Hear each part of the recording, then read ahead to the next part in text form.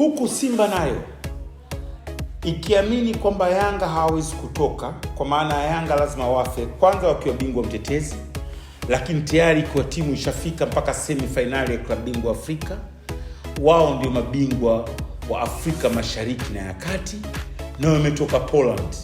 Simba walijiamini kwenye hii mechi kwamba watashinda kwa kila hali, ukizingatia kikosi chao kilikuwa na mchanganyiko wa wachezaji vijana na wakongwe wachache, tofauti na Young Africans ambao ilikuwa na vijana wachache lakini wengi wa wachezaji wao walikuwa wakongwe. Kwa hiyo kulikuwa kidogo na hali ya kujiamini upande wa Simba. Kiuongozi Simba ilikuwa chini ya mwenyekiti akiitwa Hassan Haji Abdallah, ambaye kinasabu yeye ndio babu mzaa mama wa Haji Manara, yani babu yangu aliyenizalia mama yangu, ndio alikuwa mwenyekiti wa klabu ya Simba wakati ule. Mechi ilianza majira ya jioni saa 10 alasiri. Manyoto Ndimbo ndio aliyopewa jukumu la kuwa mwamuzi au judge au referee wa mchezo ule. Manyoto Ndimbo ambaye yatajwa kwamba pasi na shaka yote alikuwa mfuasi mkubwa wa Young Africans. Kabla ya mechi ile, Yanga kama inavyojiita yenyewe timu ya wananchi, wakati ule ilikuwa na nguvu sana serikalini. Viongozi wengi wa kiserikali na aminiko walikuwa washabiki wa Yanga. Yatajwa hata marehemu baba wa taifa Mwalimu Nyerere naye alikuwa na unazi wa Yanga, ingawa sio wa dhahiri. Lakini kama unavyofahamu, Mzee Karume alikuwa rais wa Zanzibar ambaye alifariki miaka michache kabla ile mechi, yeye alikuwa mfuasi wa Yanga wa waziwazi. Viongozi wengi, mawaziri, Simba ilikuwa naye waziri mkuu wakati ule, makamu wa pili wa rais Mzee Kawawa, yeye naye alikuwa mnazi wa Simba. Poso Zigwa, mkurugenzi mkuu wa RTD wakati ule, ambao ndio ilikuwa chombo cha nchi, Radio Tanzania Dar es Salaam, huyo alikuwa mfuasi wa Yanga wa waziwazi, wa kwenda uwanjani na kushiriki shughuli mbalimbali za Yanga. Lakini kulikuwa na mtu anaitwa Sami Mdee, huyo alikuwa mwandishi wa habari wa rais, naye vile alikuwa mnazi mkubwa wa Yanga. Kuna habari iliwahi kuhadithiwa kabla ile mechi, waliagiza mganga mmoja kutoka nchini Komoro. Mganga huyo akasema ili Yanga washinde lazima waje na mkuki uliowahi kuua. Mkuki uliowahi kuua utaupata wapi? Changamoto hii wana Yanga ikawajia. Viongozi wakati ule wa Yanga wakahangaika mashariki na magharibi, wakaambiwa hii mambo Musoma ni rahisi sana kuipata. Nafahamu ni shughuli ya watu wa Musoma kule, sasa unaingia Mara. Basi huku na huku wana Yanga wakaukwea ule mkuki ulioua, akapewa ule mganga akasema basi kama amepata huu Simba hawatoki. Vyetezo vilikuwa vimetapakaa kwenye jiji la Dar es Salaam, hasa maeneo ya mtaa ya Nyamwezi na Mafia pale ilipokuwa mnadani zamani, na watu walikuwa wamejikusanyika kwenye vikundi nchi nzima wakisikiliza mechi.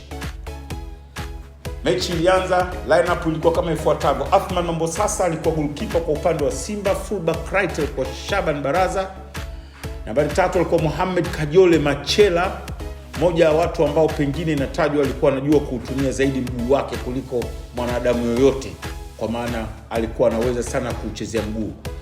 Mimi nilishawahi kumuuliza siku moja Marehemu Kajole, upi mguu wako sahihi uliokuwa kuutumia? Ulikuwa unacheza upande wa kushoto. Akaniambia nimezaliwa nacheza mguu wa kulia, lakini nikatrain na mguu wa kushoto, nikawa sasa naendelea kucheza mguu wa kushoto. Yaani unaelewa, ni mtu wacheza mpira wananielewa kwamba unazaliwa wewe sio left footer, lakini baadaye unajitune mpaka unakuwa mtu wa mguu wa kushoto. Mohamed Kajole Machela. Nambari 4 alicheza Athman Juma, center for alicheza Omari Chogo Mluya. Amepata kunifundisha timu ya Tororo. Marehemu Chogo Mluya, kwa hiyo Chogo Chemba, zile zake anaputa hapo, anamwaga hivi tiktaka ya mbele. Nambari 6 alicheza Omari Gumbo, marehemu alipata kwa makamu mwenyekiti wa Simba. Omari Gumbo. Inside right alicheza mtu anaitwa Haidar Abeid, captain wa timu ya Simba. Wingi wa kulia alicheza mtu anaitwa Wile Mwaijibe. Kwa taarifa waliomuona wanasema Tanzania haijapata kumuumba mchezaji wa aina ya Mwaijibe kwenye upande wa right wing. Kushoto alianza mchezaji anaitwa Abbas Dilunga, ambaye naye amefariki miaka karibuni. Nambari 9 alianza Saad Ali, nambari 10 alicheza Abdallah King Kibadeni Mputa, alicheza nambari 10 hiyo mechi. Upande wa Young Africans goalkeeper alicheza Elias Michael, nambari 2 alicheza Ali Yusuf, 3 alicheza Suleiman Saidi Sanga, halfback 4 alicheza Omar Gobos, Omar Hassan Gobos, mtu mmoja alikuwa na mwili mkubwa hivi, kwa afanya kazi bandari pale bandarini kule, kwa afanya kazi mamlaka ya bandari. Nilikuwa nakutana naye maeneo ya Seaview. Mtu mmoja alikuwa anaweza sana, stopper, alikuwa anacheza na mtu anaitwa Omar Kapera Mwamba. Omar Kapera Mwamba ndio alikuwa anacheza center. Ameigwa sana na wachezaji vijana wa zamani walikuwa wakicheza mabeki. Ile style ya kuweka mashati hivi vijana wa zamani, ile yote mmuiga Mwamba Kapera, unarudisha nyuma hivi kidogo. Alafu anakimbia center, lazima ukimbie kidogo. Sio center unakimbia kama midfield unakimbia kipozipo. Center unakimbia kibabe. Ndio kwa kufanya Omar Kapera Mwamba. Nambari 6 anacheza Abraham Juma, huyo alikuwa anaitwa mapafu ya mbwa. Unapodunda mpira yupo. Yaani ukidunda mpira yupo. Namba 6 lakini anazunguka uwanja mzima. Inside right anacheza Sande Manara. Nambari 7 alicheza mtu anaitwa Leonard Chitete na Mwajibe wanatofautiana katika nguvu. Inasemekana wote walikuwa wakali sana, lakini Mwajibe alikuwa na nguvu zaidi. Wingi wa kushoto alicheza Maulid Dilunga Eusebio. Alipata kunifundisha combine ya sekondari za mkoa wa Morogoro kule Kilosa, tulokwenda Umiseta mwaka 91, combine ile ya mkoa wa Morogoro. Dilunga wakati anafundisha mazulia ya Kilosa aliombwa atufundishe. Kwa nilipata kukutana naye Dilunga miaka ile nikiwa bado nasoma. Akanipa hadithi nyingi sana za miaka zamani. Kwa najua sana mpira. Babangu mdogo Kasim Manara aliwahi kuniambia hajawahi kumuona binadamu mwenye akili ya mpira anemzidi Dilunga mpaka alipoenda kucheza Ulaya. Anasema hajawahi kukutana naye. Anaweza akacheza mpira na kama ana macho ya umu, pasi zake na kila kitu. Yaani alikuwa ni mtu mwenye kichwa maarifa mapana sana. Nambari 9 alicheza Kitwana Manara Popat, au wakati mwingine alikuwa anaitwa jina la Bapo. Kitwana Manara tutakuja siku moja na historia yake, ni mtu maalum sana kwenye mpira wa Tanzania. Nambari 10 alicheza Gibson Sembuli marehemu. Mechi ilianza, lakini kwa dakika chache tu Simba wakati ule Yanga kama nilivyosema walikuwa wababe, wakamfanyia kitu kibaya sana Sadali. Siku moja nitakuja na hadithi ya kuumia kwa Sadali. Hii ni hadithi peke yake inayotosha. Sadali ikabidi atolewe uwanjani baada ya kufanywa vurugu kubwa na Gibson Sembuli na Kitwana Manara. Mechi bado kidogo ivunjike. Kabidi Simba muingize Adam Sabu Gad Muller namba 9. Huyo Gad Muller alikuwa akishamaliza mechi za Dar es Salaam zile, unajua watu wachezaji wanatoka Morogoro ambao penda kwao, yani lazima aende kwao kidogo. Akishawafunga hapa anarukia basi la Kolet kwao Kamata, DMT anaweka gazeti hapa la siku ya pili manake. Anawahi kwao Morogoro, anaonyesha Morogoro wenzie wote pale mjini. Mimi ndio Gad Muller Adam Sabu. Kwa mbabe hivi. Alipata kucheza Simba kwa muda mrefu, kuna wakati alikwenda Yanga vile. Basi mechi ikaendelea, lakini katika hiyo hafu ya kwanza Simba walipata bao la kwanza likifungwa na huyu Adam Sabu Gad Muller. Huku Dar es Salaam mambo yametagamaa nchi nzima, kila mtu ametaharuki. Watu wote kwenye redio zao. Bado dakika 10 mpira kwisha. Shaban Baraza beki wa kulia wa Simba akawa pembeni. Unajua mafullback wanakaa pembeni, anawauliza viongozi wa Simba, bado dakika ngapi mechi ishi? Wanamwambia bado dakika 10. Anasema maneno mwe anawatukana wachezaji wa Yanga, asema mmekwisha. Matusi na unajua mambo wachezaji na umri wa wakati ule. Zilikuwa zimebaki sekunde kwa mujibu wa maelezo ya referee. Lakini kwa mujibu wa watu wa Simba mechi ilikuwa ishaisha. Refa alikuwa anavuta muda, dakika 90 zishaisha. Na wakati ule hakuna dakika za nyongeza zile za sasa hivi dakika 4. Yanga wakasawazisha kwa goli lilofungwa na Gibson Sembuli. Nchi ilisimama. Inaaminika kuna watu walizimia. Ziko taarifa Tabora kuna mtu alijitia kwenye pipa la mafuta. Sijui mafuta ya nini, sijui kitu gani, alifariki. Mshabiki wa Simba kwa kiwewe baada ya matokeo yale. Kila kitu kilisimama. Mechi ikabidi ile extra time. Huku ikionekana kwamba labda mechi inaweza ikaisha kwa penalty au vipi. Sande Manara alifunga goli la pili lililoamua matokeo ya mchezo.